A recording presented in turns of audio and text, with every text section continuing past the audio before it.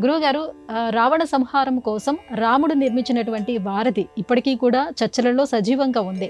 అయితే ఈ వారధిని శివుడు నిర్మించాడా? దీనికి సంబంధించినటువంటి కథ ఏదైనా పురాణంలో ఉందా? పద్మ పురాణంలో ఈ వృత్తాంతాన్ని మనం చూడవచ్చు. అనేక అవాల్మీకి అంశాలతో అతి రసవత్తరంగా ఉన్న రామాయణం మనం పద్మ పురాణంలో చూస్తాం. 55,000 శ్లోకాలతో ఉన్నటువంటి ఈ బృహత్తర పురాణంలో రామాయణ గాథ చిత్ర విచిత్ర సందర్భాలతో అనేక మలుపులతో ఉంటుంది.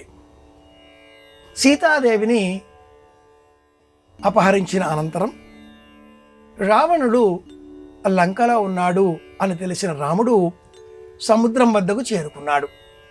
అపారమైన వానర సైన్యం రాముడిని అనుసరించింది.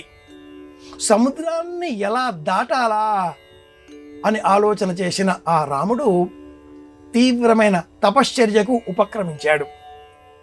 సముద్రుడు లొంగి రాలేదు.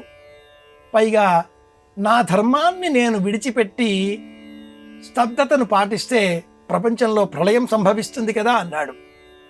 ఆ మాటతో క్రుద్ధుడైన రాముడు క్షణకాలం పాటు ఆలోచించేలోగా పరమేశ్వరుడే రామచంద్రమూర్తి కనుక పరమేశ్వరుడు తన పినాకమును ధనుస్సును ఆ సముద్రం పైన ఇలా వేయగా అది వారధిగా మారింది. ఇలాంటి చిత్రమైన కల్పన మనం పద్మపురాణంలో చూడవచ్చు. ఇది విశేషం.